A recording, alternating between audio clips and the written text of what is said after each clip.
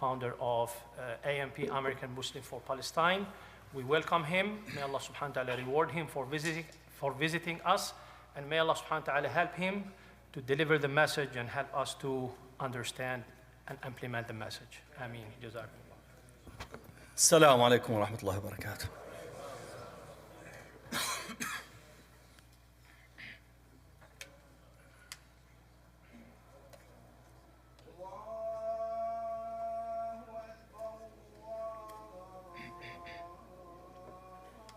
الله أكبر الله أكبر الله أكبر أشهد أن لا إله إلا الله أشهد أن لا إله إلا الله أشهد أن محمدًا رسول الله أشهد أن محمدًا رسول الله حي على الصلاة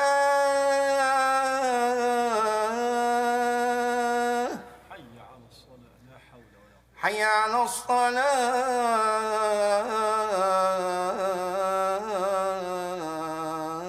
الصلاة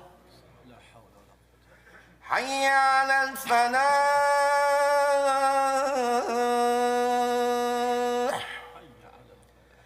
حي على الفلاح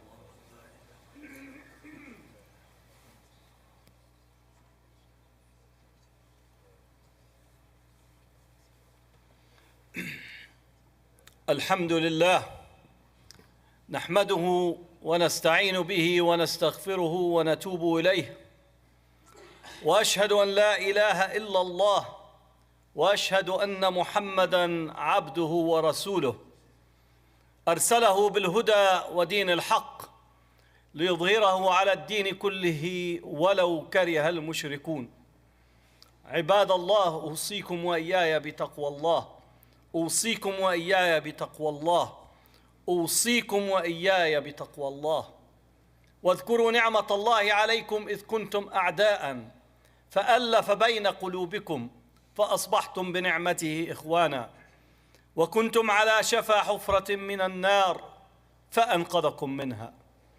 الحمد لله على نعمة الإسلام، الحمد لله على نعمة الإيمان، الحمد لله على نعمة حبيبنا وسيدنا محمد صلى الله عليه وسلم خاتم الأنبياء والمرسلين. الحمد لله على نعمة يوم الجمعة يتلاقى فيه المؤمنون ويتلاقى فيه المسلمون. أما بعد، Allah subhanahu wa ta'ala made justice a command. And we repeat this verse often without maybe reflecting upon it. We say, Inna Allah ya'muru bil-adl. Right? So Allah commands to justice. Inna Allah ya'muru bil-adli wal-ihsani wa ita'i dhil qurba. But Allah commands to justice, to ihsan, to perfection of everything that is of goodness, wa ita'i dhil qurba, and extends the bonds of lineage. وَيَنْهَى عَنِ الْفَحْشَاءِ وَالْمُنْكَرِ وَالْبَغْيِ. That Allah also is counseling us to, or prohibiting us Right? Yanha is to prohibit, to decree that it's not something to be undertaken.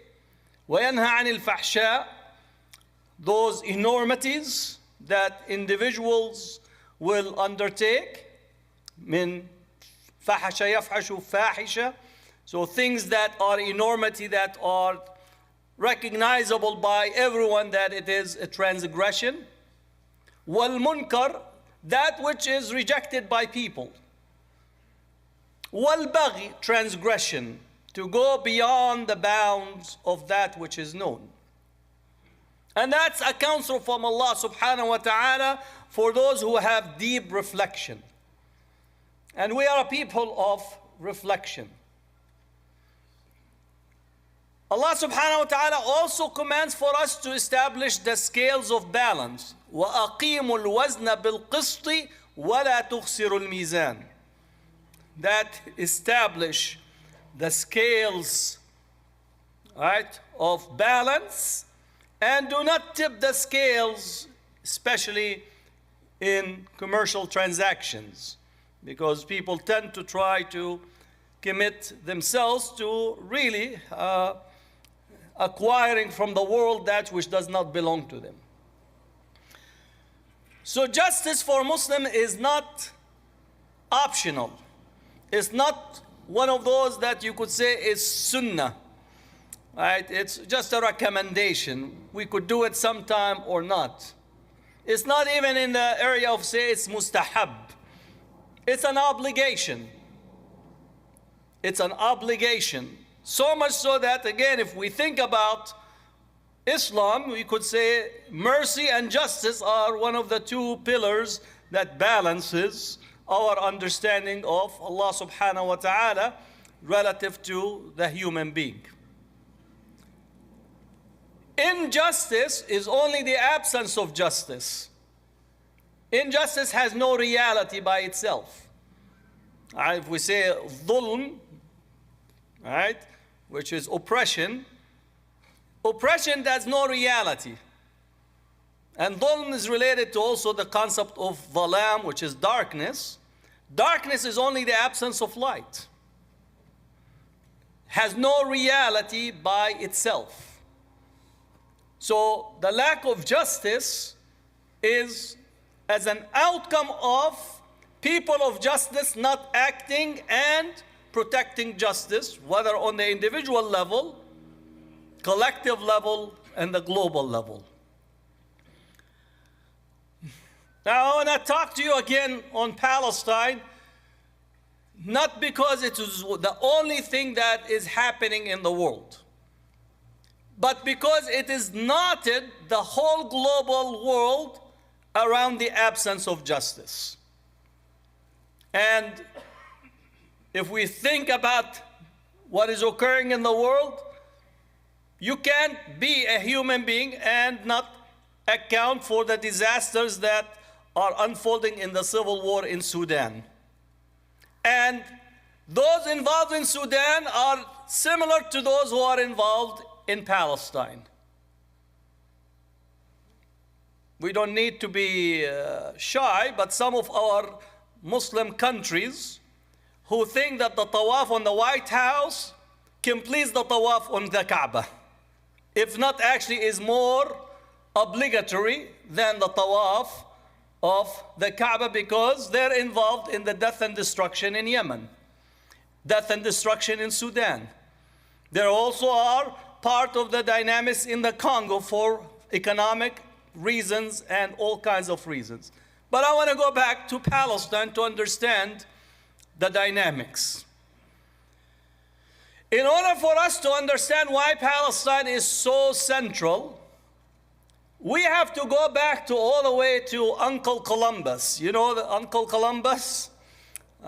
This person that crossed the ocean blue to come to try to find a road to India. All right? We're all taught Columbus sailed the ocean blue. He was trying to get some spices because they got bored of fish and chips without spices, so they wanted spice. That's only the marketing of Columbus' journey. Columbus wanted to have a journey across the Atlantic in order to launch a new crusade to take back Jerusalem. That's what Columbus, it's not me saying, it's in his own diaries. He wanted to find an alternative route to try to reach India and strike a deal with the Khan of China, who he understood to be pro-Christian. And if they are able to collect gold, silver, they would launch a crusade from the eastern part on the Muslim world to take Jerusalem. And he felt that he is part of this millenarian project and that God is giving him this awesome responsibility to take back Jerusalem. In another correspondence with the Portuguese, he said, even if we fail to take Jerusalem, we'll take Mecca and we'll exchange it with the Muslims for Jerusalem. That's not me speaking, that's Columbus in his own words and in his own diaries. So the preoccupation with taking back Jerusalem, because the Western world feels that it has one of its pillars is a claim to the legacy and history of Rome and Greece. But the second pillar is a claim to the biblical history narrative and the right to claim Jerusalem as the site or the seat of Jesus. From their perspective, is the city of the Lord, is the central location where God walked on earth to absolve the human being of his sin. Again, that's Christian theology. And as such, they feel a sense of loss, a sense of missing, that Jerusalem is not in their hand. Again, we're talking about Western Christianity, because Eastern Christians have been sitting in there in Jerusalem eating falafel hummus with Muslims and so on for the longest period.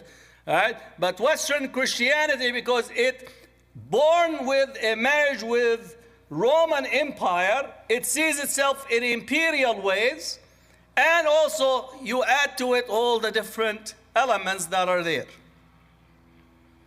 So Palestine was central project for this modern world that we're all part of.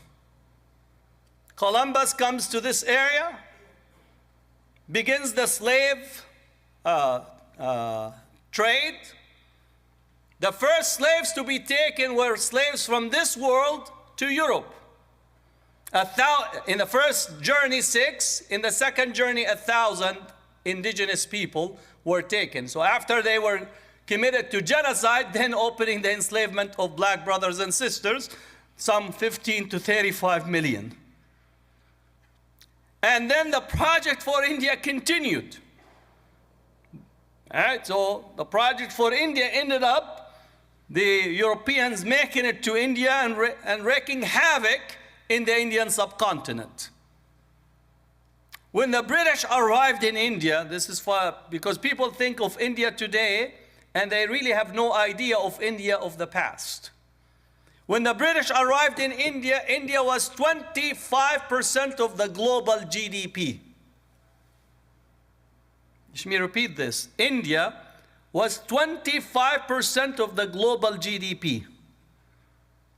When the British left, they reduced India to 3% of the global GDP. Literally ravaging India and taking every element of possession that the Indians have. And I don't want to touch China because they pushed opium on China as well, in order also to undermine the economy of China. That's the modern world. That's where we are. That opens the door for colonization, death and destruction, racial hierarchies, superior, inferior. All these are a direct outcome of this history. Zionism within the Jewish ranks is born out of Christian Zionism, not the other way around. Let me repeat this. Christian Zionism predates Jewish Zionism. We said that Columbus, right, is writing in the 1492 about trying to reclaim Jerusalem, and with it also this notion of reconstituting the Jewish population in Palestine so Jesus will come back. That's their theology, and therefore it predates Zionism, which was born in the late 19th century. All right, so again, just for us to understand the history that we are in, why Palestine is so interconnected to the global world, and also why is it that South Africa is the country that takes Israel to the International Court of Justice. Because if you don't know, all of a sudden, what are these South Africans all of a sudden got to know where the map of Palestine is? You know, in America, people have what you call difficulty in recognizing geography. We only know the places that we bomb. If we did not bomb a place, we don't know where it is on the map. South Africa, right, was the last settler colony in Africa to be ended. If you looked in the map in 1914, all of Africa was a colony, north, south, east, west, with a small area in Liberia and a small area in Ethiopia. It's either you were part of a British subject, a French subject, a Belgian subject, a Dutch subject, an Italian subject, Portuguese, and so on. German subject in Namibia, and countries where the private possessions of these European countries, like King Leopold. It's like even to call him king is an insult to the term king. This Leopold killed 50% of the population of the Congo. 50%. For no other reason than to drive and cultivate and take rubber from the Congo. And that was his own possession. If you did not produce rubber, they would sever your hand and send it to him as an evidence that they are punishing people that are not producing enough rubber. Sick type of mind. Cecil Rhodes named a whole country in his name, Rhodesia, that became Zimbabwe after its getting independence in 1975. All right, so again, South Africa was the last settler colony, and during its apartheid, the Palestinians were working, helping, coordinating, working in solidarity with the South Africans, with the ANC. For those who don't know, when Nelson Mandela was sent to jail in 1964, it was not Uncle Biden, it was not the Bush family, it was not the British, it was not the Dutch, it was not any of the sophisticated French with their croissant and espresso that actually attended and took care of Nelson Mandela's family. It was the Palestinians. Not only that's the Palestinians who opened the training grounds for the ANC in Algeria, in Lebanon, in Libya, and also set up training camp in Mozambique for the ANC. People think that Nelson Mandela came and expressed solidarity with the Palestinians because he only read about it here in the United States. You remember Ted Koppel? When Nelson Mandela came, he wanted Nelson Mandela to condemn Yasser Arafat and condemn Fidel Castro. Nelson Mandela was in New York. He says, "You don't tell us who are our friends. You don't tell us who are our friends." The United States, all of Western Europe were committed to apartheid till the last day. Nelson Mandela is about to leave the jail, and these, what you call Johnny-come-lately, economic investment, constructive engagement, we're still sending delegations to South Africa, to white South Africa, to maintain the apartheid because there's a lot of money to be had. Nelson Mandela comes and everybody wants to take a picture, and all of a sudden, the person who was arresting students at the universities wanted to take a picture with Nelson Mandela and put it in their office as I was so progressive that I eat my cheese with Nelson Mandela. All right? So you'll go to these universities today in relations to Palestine, the same ones that are arresting the students today are the same ones that are going to be taking pictures in the future with Palestinians and putting them on their wall. That's history. So South Africa took the case of Palestine because it's part of their colonial, ending their colonial history. And it is part of understanding that the last settler colony in Africa is taking the case of the last settler colony in Asia and in the world today. Now, I know some of us would have loved, would have prayed, would have thought that the Organization of Islamic Uncooperation would be leading the effort in taking the case to the ICJ. We would thought that the first countries that will throw out Israeli ambassadors would be the countries that actually share some faith and lineage with the Palestinians. You need to actually, Colombia closed the Israeli embassy in Colombia. Israeli embassy is still in Jordan, is still in Egypt, is still in Morocco, is still in Mauritania, is still in the United Arab Emirates, and not the Organization of Islamic Uncooperation. That's what I call it, because you cannot say cooperation, is uncooperation. The statement that they put out, I am really embarrassed even to put it as a statement representing, this is 2 million people. Muslims are 2 million people. We're not like a few people that's just trying to get together so we could get a soccer game. This is 2 billion people. This is a quarter of the world population. Nobody is asking anyone to do anything other than just to commit to calls for justice. Oh, people say, oh, it'll be difficult on us. MashaAllah. You'll have a Halloween festival, and a festival in your capital city that's not difficult, wasting billions of dollars and thinking that standing for justice, or what are the people going to say about us? Well, let me tell you, what they're saying is not going to be worse what they're saying today because of what you're doing. Just complete obfuscation, complete abandoning of any element of standing for justice, which is a command, it's not elective. It's not a sunnah, it's not a recommendation. You have to stand for justice. Now, there are certain things that you could do.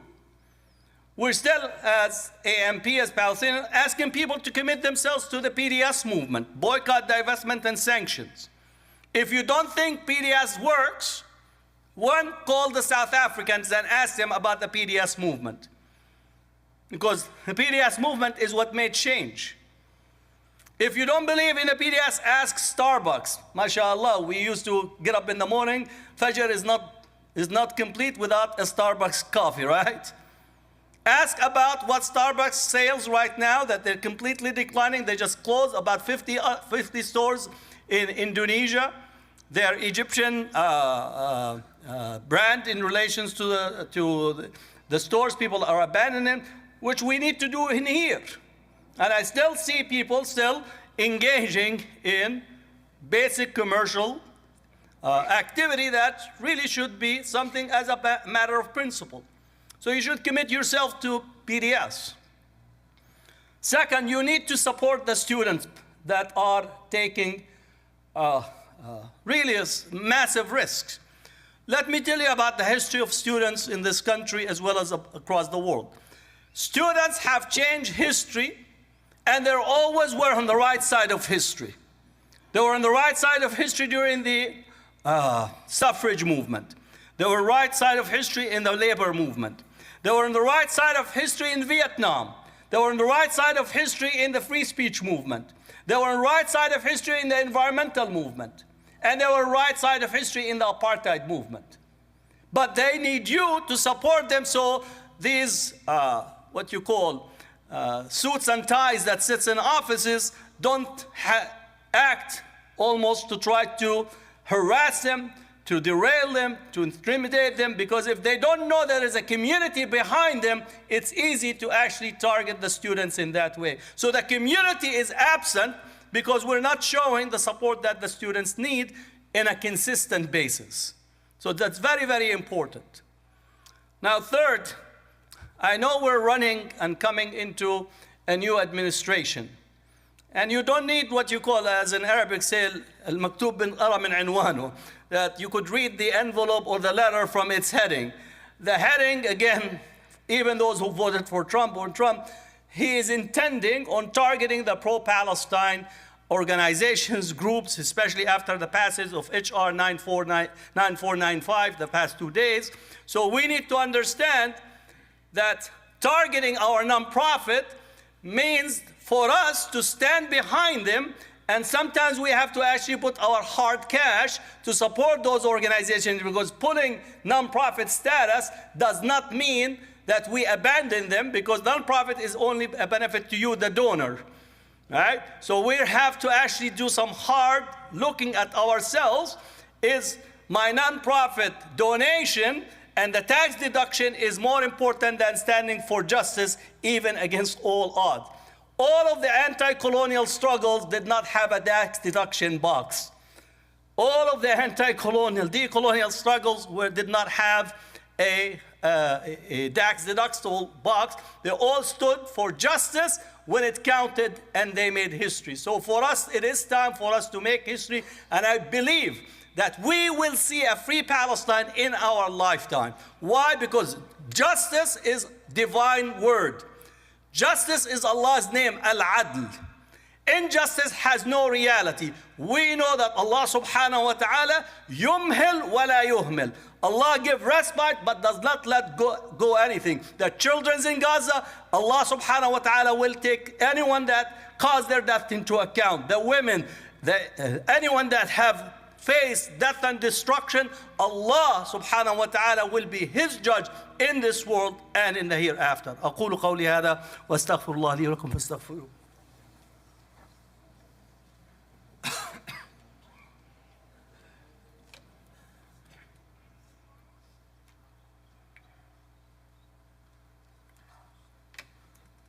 الحمد لله نحمده ونستعين به ونستغفره ونتوب إليه وأشهد أن لا إله إلا الله وأشهد أن محمدا عبده ورسوله أرسله بالهدى ودين الحق ليظهره على الدين كله ولو كره المشركون.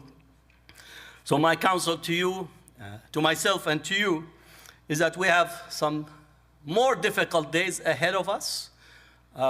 Those difficult days have been with this ummah many times. So we need to hunker down, to organize, to continue to work collectively.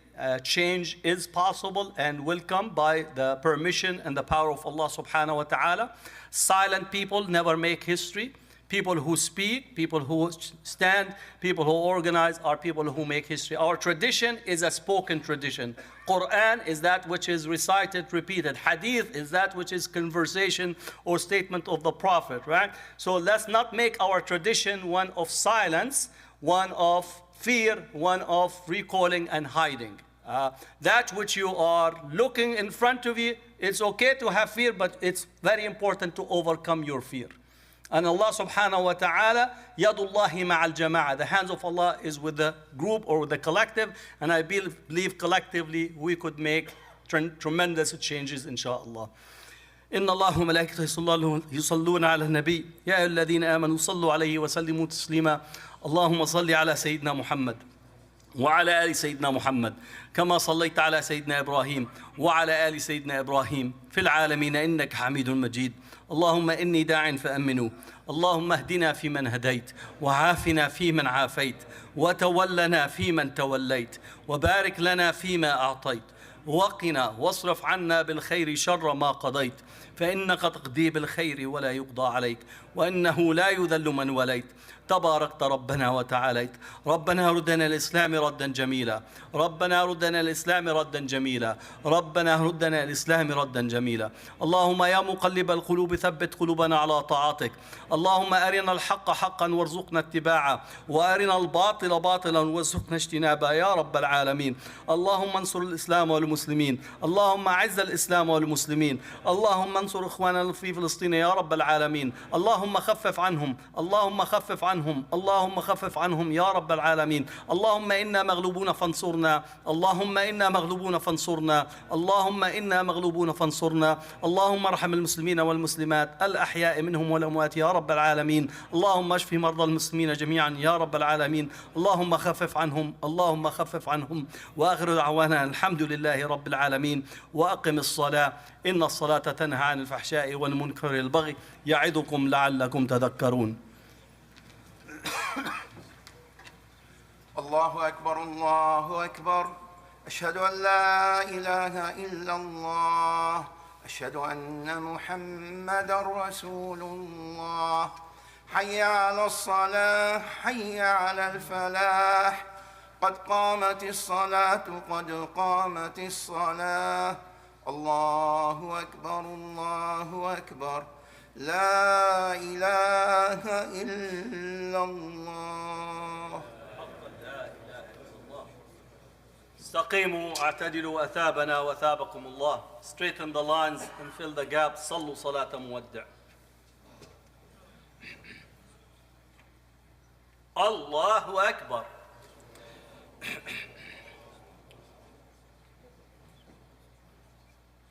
الحمد لله رب العالمين الرحمن الرحيم مالك يوم الدين إياك نعبد وإياك نستعين اهدنا الصراط المستقيم صراط الذين أنعمت عليهم غير المغضوب عليهم ولا الضالين.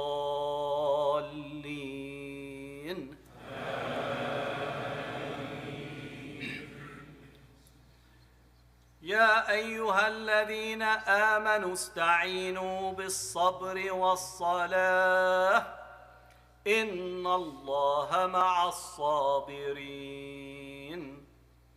ولا تقولوا لمن يقتل في سبيل الله أموات بل أحياء ولكن لا تشعرون. ولنبلونكم بشيء من الخوف والجوع ونقص من الأنفس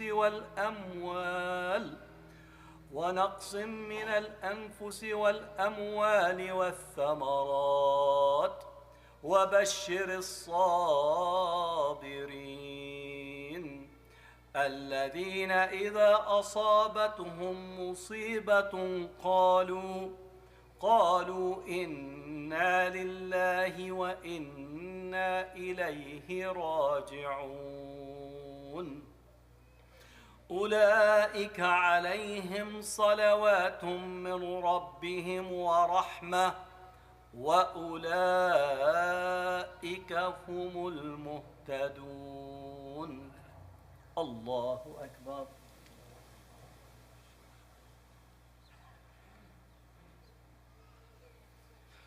سمع الله لمن حمده. الله أكبر.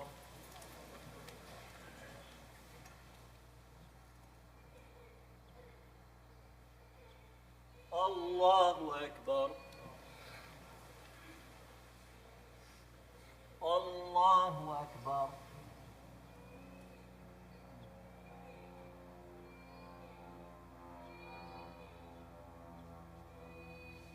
الله أكبر.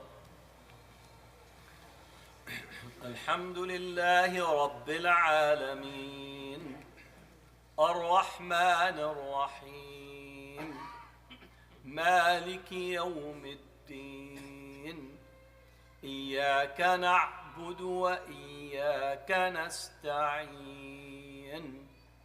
اهدنا الصراط المستقيم صراط الذين أنعمت عليهم غير المغضوب عليهم ولا الضالين.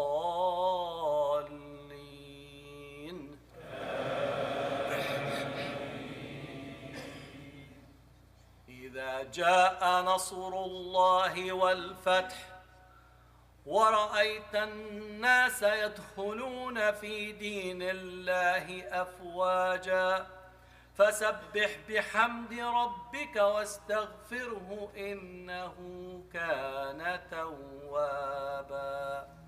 الله أكبر.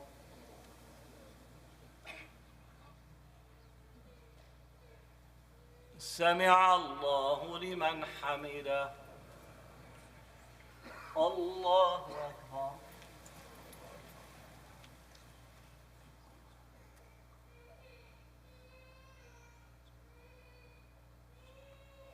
الله أكبر. الله أكبر.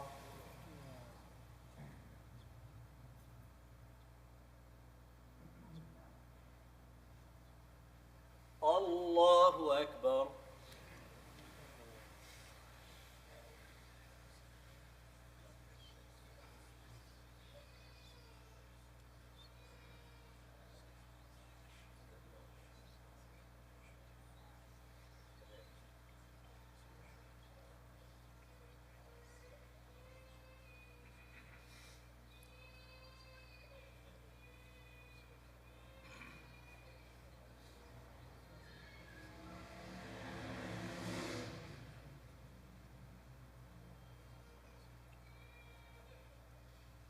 السلام عليكم ورحمة الله. السلام عليكم ورحمة الله.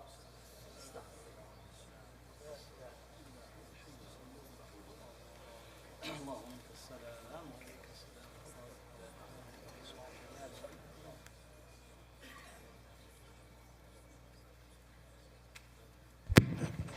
السلام عليكم ورحمة الله وبركاته. May Allah subhanahu wa ta'ala accept our salat, our dua and good deeds. Ameen. Jazallahu khairan. Our guest Khatib, Dr. Hatem Bazian. May Allah reward him. So a few announcements. Tafsir lecture tonight after Salat al-Isha. Please join us. Also the youth program tonight after Salat al-Isha until 9:30 p.m. The Iqamah for Fajr starting tomorrow Saturday will be at 5:45 a.m. And the ICSD board just posted a survey on the website asking community input on the new expansion project.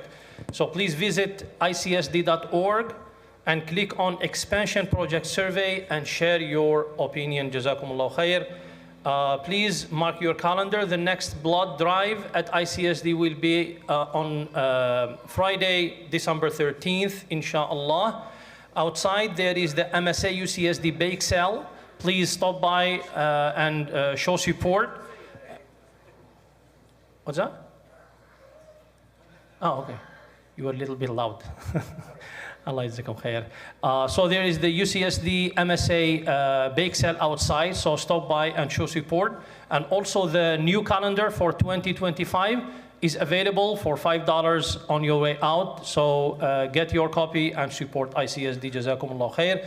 Please make dua for all those who are sick. May Allah subhanahu wa ta'ala give them a shifa and speedy recovery. And those who passed away, may Allah subhanahu wa ta'ala give them a rahmah and grant them Jannat al-Firdaus. Ameen, ameen. Jazakumullah khair. Salam.